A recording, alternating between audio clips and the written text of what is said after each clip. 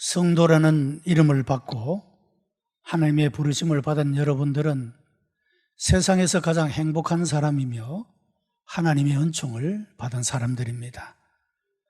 하나님은 오늘도 여러분들에게 복 주시려고 우리 인생의 삶에 고단하고 지치고 피곤한 몸들의 위로와 치유와 회복을 주시려고 오늘도 우리를 부르신 줄로 믿습니다. 하나님은 그의 자녀들이 이 세상을 살아갈 때 복된 삶을 살아가기를 원하시기 때문에 우리로 하여금 우리의 삶을 황폐하게 만드는 모든 죄악을 벗어버리고 하나님의 뜻대로 하나님의 진리 안에 하나님의 생명의 말씀 가운데 거하기를 원하십니다. 우리는 지금까지 몇 주간을 통해서 버리고라는 주제로 말씀을 생각했습니다. 교만을 버리고 욕심을 버리고 우리의 모든 죄악된 것을 버리고 하나님의 기뻐하시는 뜻대로 우리의 삶을 올려드릴 때 여러분 그때 진정한 하나님의 복이 우리 삶 가운데 임하게 될 것이며 우리의 삶은 더욱더 풍성한 하나님의 은혜로 채워지게 되는 줄로 믿습니다. 오늘은 거짓을 버리고 이런 말씀의 제목입니다. 거짓말에 대한 테스트가 있습니다. 4가지 대답이 있는데 첫째는 나는 거짓말을 밥 먹듯 한다. 여러분 이런 외의 사람은 아마 병원에 가셔야 될 겁니다. 두 번째, 나는 종종 거짓말을 하는 편이다. 아마도 이분은 진지하고 진정한 회개가 필요한 분이라 할 수가 있습니다. 세 번째, 나는 거의 거짓말을 하지 않는데 어쩔 수 없을 때 아주 가끔 한다. 여러분 이것은 아마 대부분의 삶을 살아가는 사람들의 일반적이고 정상적인 그런 삶의 모습이라고 말할 수가 있습니다. 예수 믿는 사람도 여기에 포함된다라고 할 수가 있습니다. 네 번째는 나는 절대로 거짓말하지 않는다. 여러분 이 사람이야말로 거짓말장애의 표본이다. 그렇게 말할 수가 있습니다. 우리는 어디에 속하고 있습니까? 왜 오늘은 거짓을 버리고 이런 주제를 택했는가? 여러분 성경은 명백하게 거짓말도 죄라는 사실을 말씀하고 있기 때문이라고 하는 것입니다. 우리 한국인들의 의식 구조 속에는 이 거짓말에 대해서 별로 그렇게 심각하게 받아들여지지 않는 것 같습니다. 여러분 미국 사람들은 거짓말을 굉장한 죄로 생각을 합니다. 만약에 정치인들이 거짓말을 했다 그러면 모든 신뢰를 다 잃어버리게 됩니다. 지지를 다 잃어버리게 되는 그런 모습을 봅니다. 그만큼 정직함이라고 하는 것은 중요한 가치로 그렇게 생각을 하고 있다는 것이죠. 여러분 우리가 살아가는 사회가 정직하지 못하고 신뢰할 수 없는 사회가 된다면 얼마나 불안하겠습니까? 내가 은행에 돈을 맡겼는데 그 돈을 찾을 수 있을지 없을지 믿지 못한다.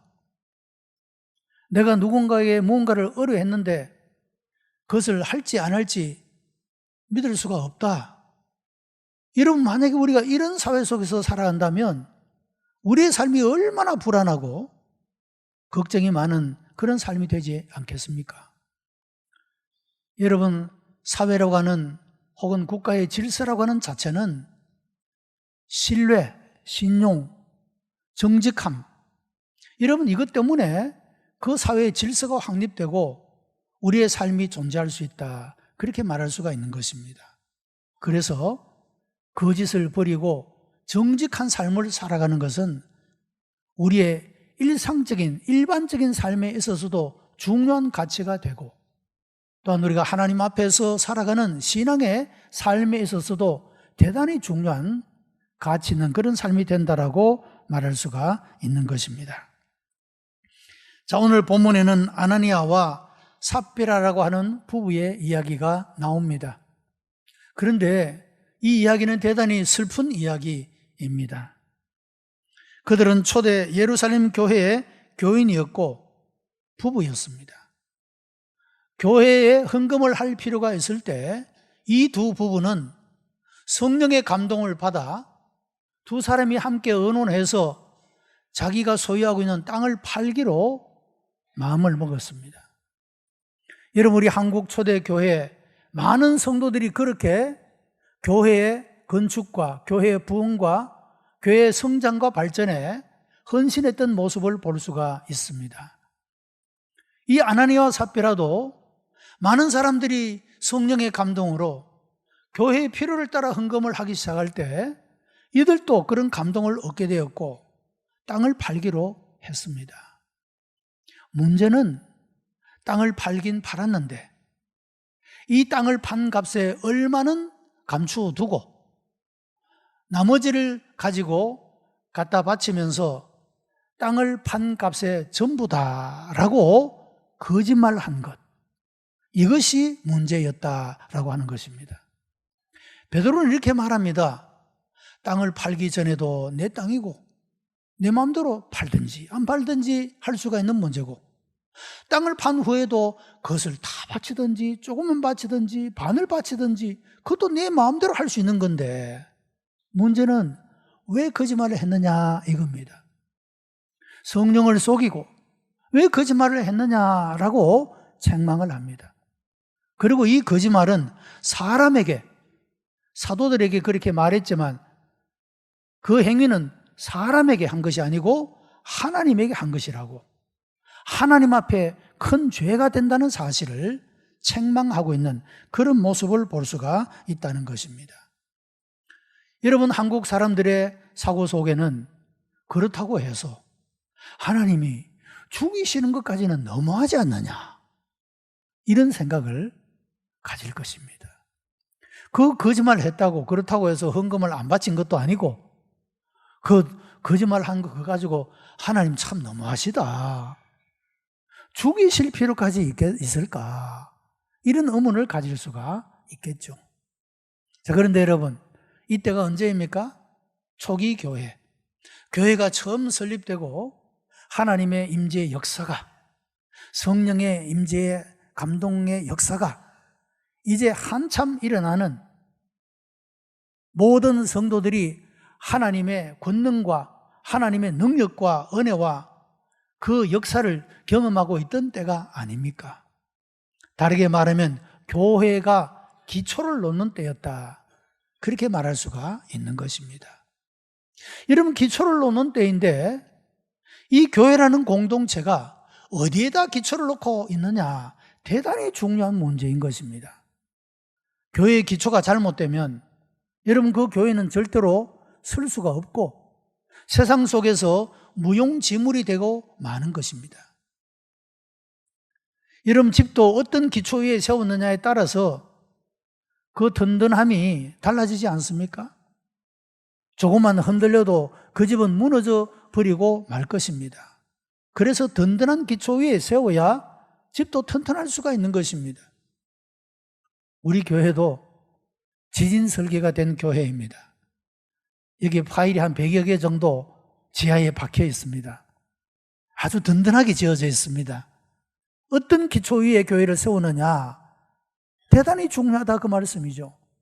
건물도 그럴 뿐만 아니라 우리의 신앙도 마찬가지입니다.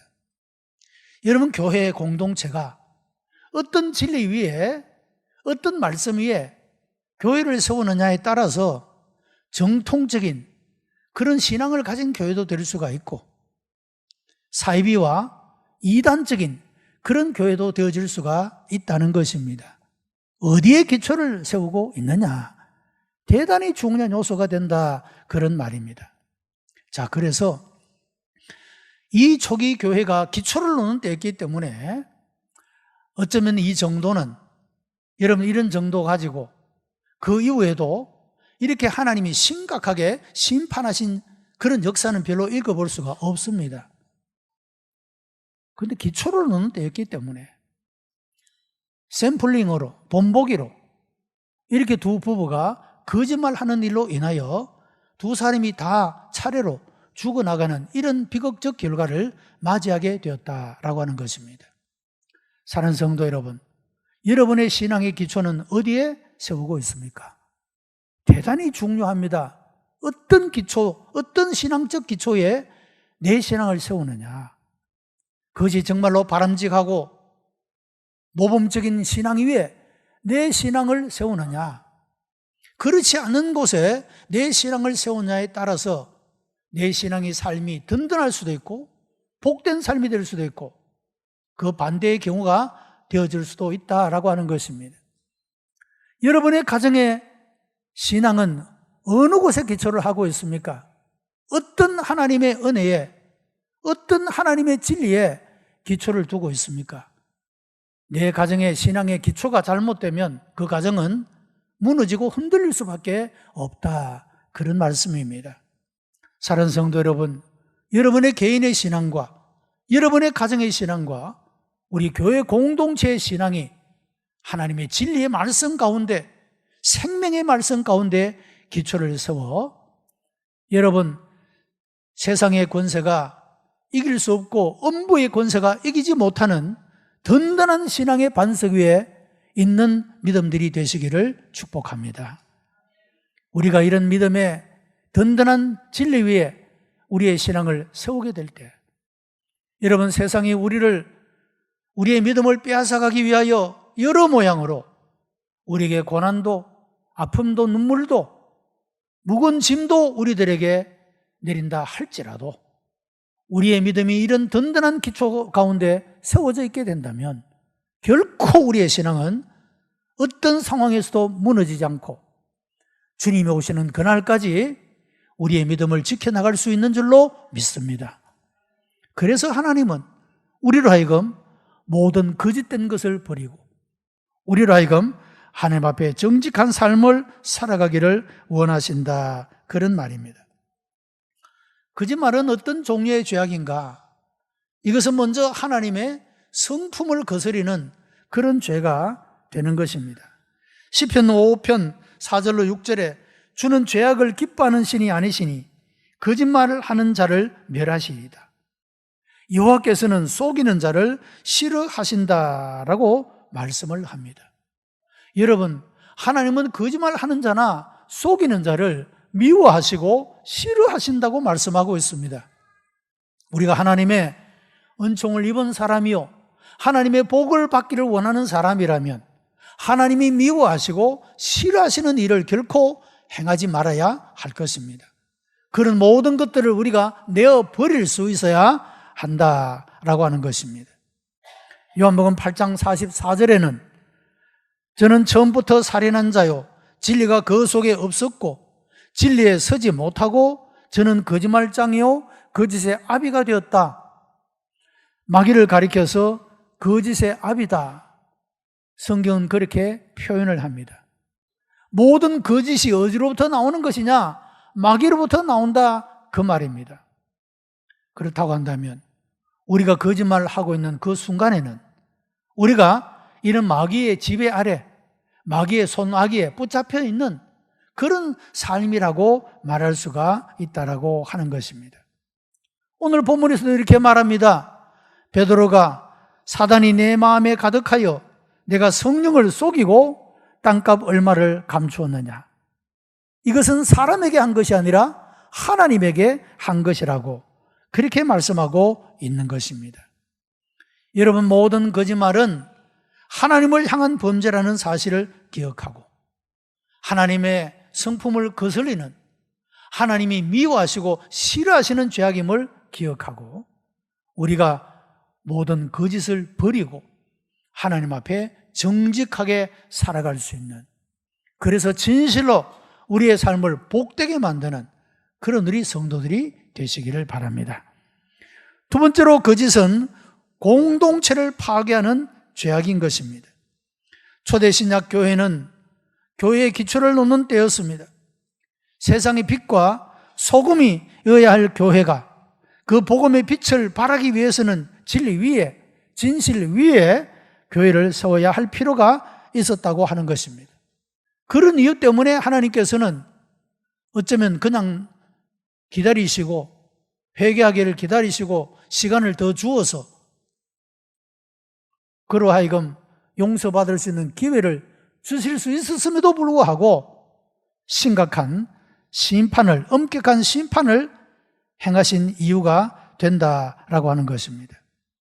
하나님의 교회가 진리의 터전 위에, 정직의 터전 위에 세워질 때 비로소 세상을 향한 하나님의 복음 선포의 책임을 다할 수가 있기 때문입니다.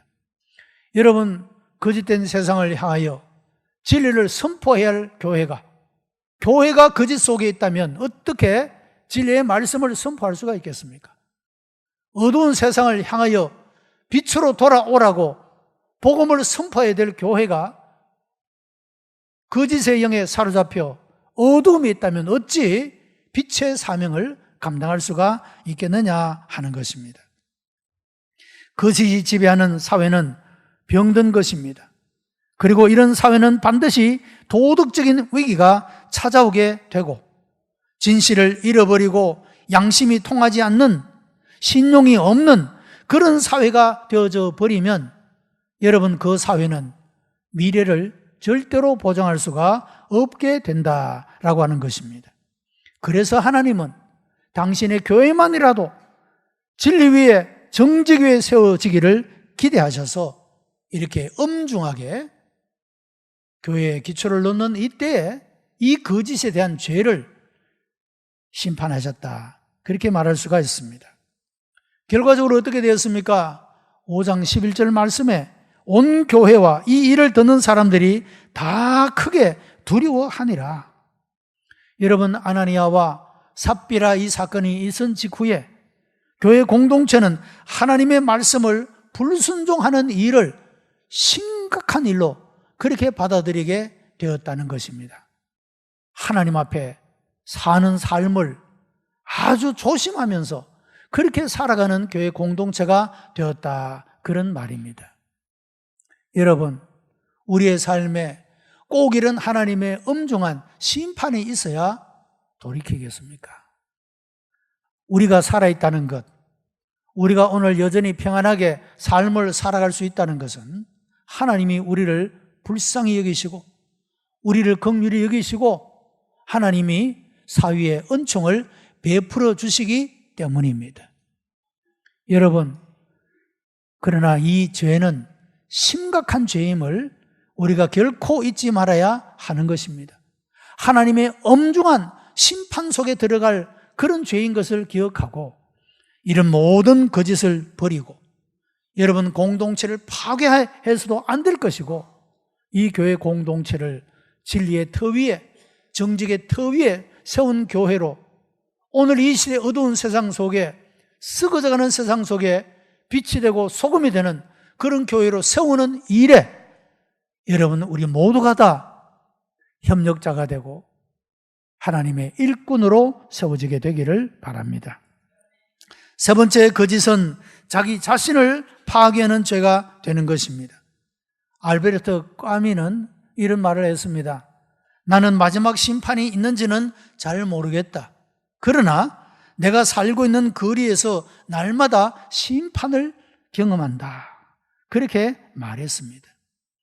여러분, 우리는 주변에서 거짓을 행한 사람들이 이 땅에서도 심판을 경험하고 비틀거리는 삶의 모습을 얼마든지 볼 수가 있는 것입니다. 링컨은 이런 말을 합니다. 거짓은 사람들을 잠시 속일 수는 있을지 모르나 그러나 영원히 속일 수는 없다. 여러분, 사람이 왜 거짓말을 합니까? 그것은 자기의 체면 때문에, 자기의 위신 때문이라고 말할 수가 있을 것입니다. 그리고 하나의 거짓말은 또 다른 거짓말을 낳을 수밖에 없게 되고 여러분, 결국에는 자기 자신도 믿을 수 없는 그런 사람으로 아주 황폐한 삶을 만들어버리게 된다라고 하는 것입니다. 그러므로 우리가 이런 죄를 극복하려면 첫째로 사람보다 하나님을 의식하며 살아가야 합니다. 여러분, 거짓말을 하는 사람들은 사람을 의식하기 때문에 그렇다는 것입니다. 랜드빌트라고 하는 대학의 수학 교수인 메디슨 세럿이 있었습니다. 이분은 강의 시간이나 시험 시간에 학생들에게 이런 이야기를 한다고 합니다. 우리에게는 두 명의 시험관이 있다. 하나는 나, 교수이고 또 하나는 하나님이시다. 그리고 시험에는 두 가지 시험이 있다. 하나는 수학 시험이고 하나는 정직에 대한 시험이다. 이렇게 항상 학생들에게 강조를 했다고 합니다. 여러분, 우리 포항에 있는 한동대학교도 무감독 시험으로 유명한 대학입니다. 학생들에게 시험을 치게 하는데 감독을 하지 않는다는 것이죠. 교수들이 학생의 정직함을 믿고 맡겨놓는 참 좋은 그런 대학이라고 말할 수가 있을 것입니다. 여러분, 하나님은 우리가 사람을 의식하지 않고 하나님을 의식하며 하나님 앞에 살아가기를 기대하고 계신다, 그 말입니다. 우리가 왜 거짓말을 하게 되느냐? 하나님이 보신다. 하나님이 이미 다 아시는데 내가 거짓말해도 통하지 않지 않습니까? 거짓말을 하는 것은 사람을 속이기 위함밖에는 없다, 그런 말이죠. 우리가 사람보다 하나님을 의식하게 될 때 이런 모든 죄악들을 극복하며 살아갈 수가 있게 된다 할 수가 있습니다. 두 번째는 우리가 서로에게 좋은 친구가 되어 주어야 한다는 것입니다. 여러분, 어떤 사람이 실수를 했다고 합시다. 그래서 자기 실수를 교정하기 위해 내가 사실은 그때 진실을 말하지 못했다라고 고백을 할 때, 여러분, 친구의 반응은 대단히 중요한 것입니다. 지금이라도 진실을 말하는 것은 용기가 있는 행동이야 라고 격려할 수 있어야 된다, 그런 말이죠. 이런 가끔 성도들이 목사님, 제가 이런 잘못을 했습니다, 그런 고백을 들을 때가 있습니다. 여러분, 다른 어떤 데보다도 그분이 존경스럽고 그분이 사랑스럽습니다. 자기가 뭘 잘했다고 자랑하며 말하는 것보다도 훨씬 더 자기의 부족함을, 자기의 잘못됨을, 자기의 연약함을 고백하는 그 모습이 훨씬 더 아름답더라, 그런 말씀입니다. 여러분, 최근에 한국교회 안에서 서울 은평제일교회에 심하보라고 하는 목사님이 사람들에게 갑자기 존경받는 사람으로 또 올랐습니다. 그것은 이분이 뭘 훌륭한 일을 했기 때문이 아니라 그분이 이런 고백을 했기 때문입니다. 나는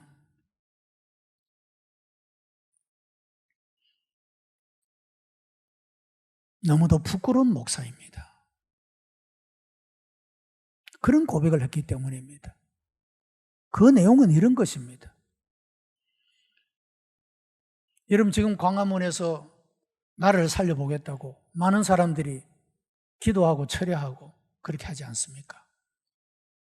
교회 안에는 사상적으로 이런 사람 저런 사람, 정치적으로 이런 생각 저런 취향 가진 사람들이 많아서 내가 어느 한쪽의 편을 들어 이야기를 하면 혹시 한 사람이라도 상처를 받고 실망하고 떠나갈까 봐 나는 말하지 못했습니다. 나는 비겁한 목사였습니다. 그렇게 고백을 했습니다. 그리고 어느 날 성령께서 그에게 큰 감동을 주셔서 이런 비겁함을 고백하고 용기 있게 고백하고 나가게 되었다고 하는 것입니다. 나라가 없으면, 여러분, 공산화가 되어져 버리면 내일부터 나는 설교를 못할지도 모릅니다. 교회가 없어질지도 모릅니다. 그런데 이런 위급한 때 나는 그저 비겁하게 교인 한 사람 떠나갈까 봐 이런 말도 하지 못하는 그런 비겁한 목사였다는 것을, 여러분, 서울에 아주 큰 교회입니다. 그 은평 지역에서 제일 큰 교회입니다. 그분이 수백만 그 사람들 앞에서 나는 비겁한 목사였다고 자기의 부끄러움을 고백할 수 있다는 것이 얼마나 큰 용기입니까? 옆에 계시는 분이 그런 칭찬을 하시더라고요. 참 용기 있는 고백이라고. 여러분, 우리는 서로서로에게 이런 격려가 필요하다, 그런 말입니다. 여러분, 사람이 위대한 것은 그런 것 같아요.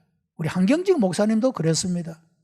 옛날에 템플턴상을 수상하고 축하 자리에서 그분이 나와서 이런 말을 했습니다. 여러분, 나를 용서해 주십시오. 나는 신사참배를 한 죄를 지었습니다. 여러분, 그 순간에 그곳에 있는 모든 성도들이, 모든 축하하러 온 사람들이 그야말로 갑자기 조용해졌습니다. 모든 사람들이 우러러보는 세계 종교인의 상, 템플턴 상을 수상한 이분 입에서, 여러분, 나는 신사참배를 했습니다. 여러분, 그것은 성령의 감동과 능력이 아니면 할 수 없는 용기 있는 신앙의 고백인 것입니다. 여러분, 이런 용기 있는 고백을 할 수 있는 사람이 진정으로 위대한 사람인 것입니다. 성도 여러분, 우리 모두가 하나님 앞에 위대한 사람으로 설 수 있게 되기를 바랍니다. 우리가 뭐 훌륭하고 위대한 어떤 일을 해서가 아니라 우리의 부끄러움을, 우리의 비겁함을, 우리의 못남을 하나님 앞에 정직하게 고백할 수 있을 때 여러분, 사유하심의 은총이 임하지 않겠습니까? 그리고 우리의 삶이 새로워질 수가 있지 않겠습니까? 우리가 서로 혹 누군가가 나에게 그런 고백을 한다면 용기 있는 고백이라고 격려해주고 칭찬해 줄 수 있어야 된다라고 하는 것입니다. 세 번째, 회개할 수 있을 때 즉각적으로 회개해야 합니다. 여러분, 회개는 빠를수록 좋은 것입니다. 본문을 읽을 때마다 안타까운 마음이 듭니다. 왜 그랬을까?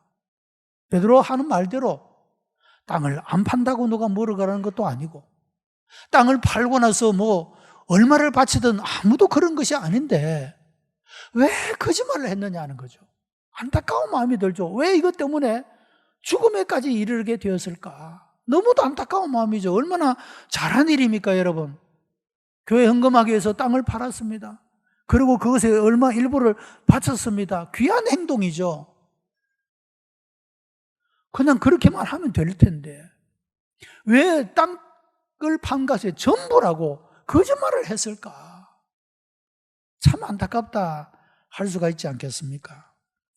5장 3절에 베드로가 이르되 아나니아야 어찌하여 사단이 내 마음에 가득하여 내가 성령을 속이고 땅값 얼마를 감추었느냐. 여러분, 이때라도 아나니아가 잘못했습니다. 제가 사람들 쳐다보느라고, 사람들 앞에 내 체면 세우려고 내가 거짓말했습니다. 여러분, 이랬다면 죽음의 결과가 왔겠습니까? 그런데 그렇게 하지를 못했습니다. 그의 아내 삽비라도 마찬가지였습니다. 이게 땅을 판 값의 전부냐? 남편이 죽은 줄도 모르고 또 거짓말을 합니다. 여러분, 이때가 회개할 수 있는 기회 아니었습니까? 양심의 음성을, 성령의 음성을 묵살하고 거짓말을 했습니다. 여러분, 이것이 비극의 마지막 종말이었다고 하는 것입니다. 여러분, 회개는 죄를 인정하는 지적인 것으로부터 시작이 되고 그 죄를 통분히 여기고 마음 아파하는 이런 감정적인 반응으로 그 과정이 일어나게 되고, 그리고 이 죄를 멀리하고 죄를 내어버리는 의지적인 행동으로 결과를 맺게 되는 것이 진정한 회개입니다.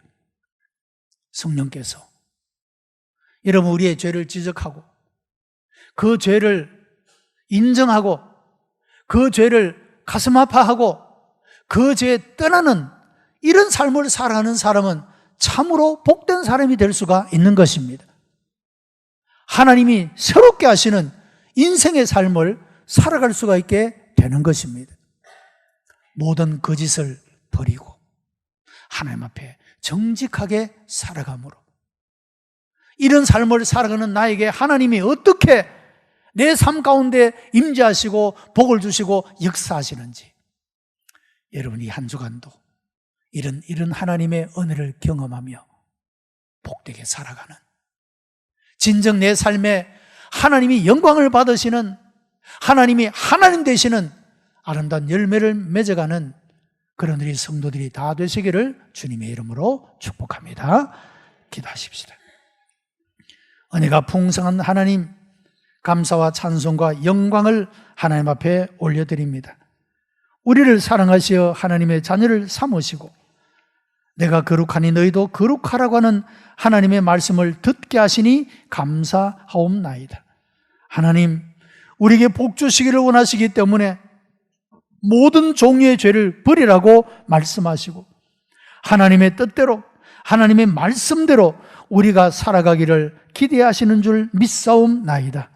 하나님 아버지, 우리의 모든 죄를 용기 있게 고백하고 이 모든 것들을 내어 버리게 하여 주옵시며 온전히 하나님 앞에 하나님 의식하며 하나님을 두려워하고 경외하는 마음으로 살아가는 하나님의 백성들이 되게 도와주시고 여호와를 경외하는 자에게 주시는 풍성한 복이 넘치는 또 한 주간의 삶이 되어지도록 주님 역사해 주시옵소서.